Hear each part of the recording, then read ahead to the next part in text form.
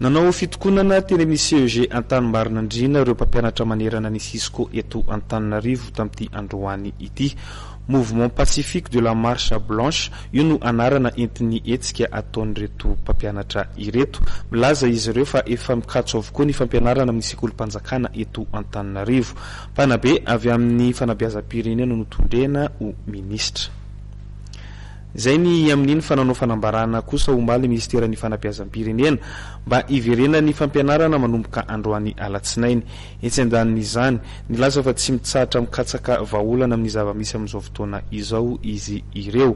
Nampitandrina amin'ny tokony anajana ny adidy masina sahan'ireo mpiantsihatra eo amin'ny tontolon'ny fanabeazana iny koa nefa ny ministera Bia. Lova Ramanatsoa sy Christian Rakototramanga.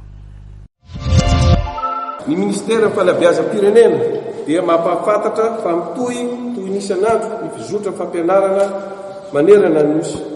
Mianatra avokoa ny mpianatra amin'ny sekoly rehetra na miankina na tsy miankina amin'ny fanjakana ary ireo sekoly izay ahitana fitokonana mpampianatra dia efa mitady vahaolana amin'izany ny ministera ankehitriny.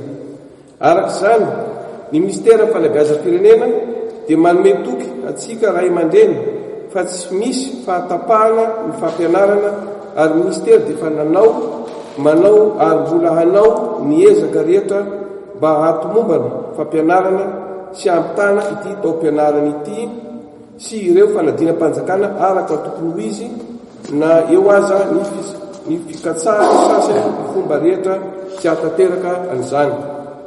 Mamena ny ministera fa manana zo hanao fitakiana ny rehetra saingy tsy tokony atao takaronaina ny mpianatra mizaza malagasy.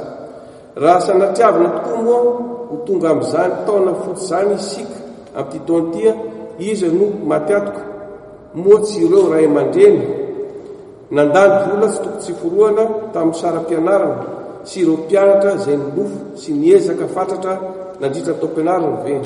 Koa miantso fa tsy hovatena tsiraray amin'ny ministera tafiditra ao anatin'izany isika tompona andraikitra isam-baratongana izay napetraka mba andrindra sy hiantoka ny fizotra fampianarana atsaka sy andaviny any amin'ny faritra sy ny farim-piadidim-pampianarana misy atsika tsiraray. Ka raha mifanohitra amin'izany tanjona izany ny zavatra kendrentsika dia tsy mendrika ho antsika ny hitan'izany andraikitra goavana sy masina izany. Ary izany indrindra no ilazana eto anivo ministera fa ireo tompon'andraikitra eto amin'ny ministera na ireo ratsa mangaikana na iza ka mikatsaka fanelingelena ny fizotra fampianarana dia raisina mitoy manala tena avy hatrany.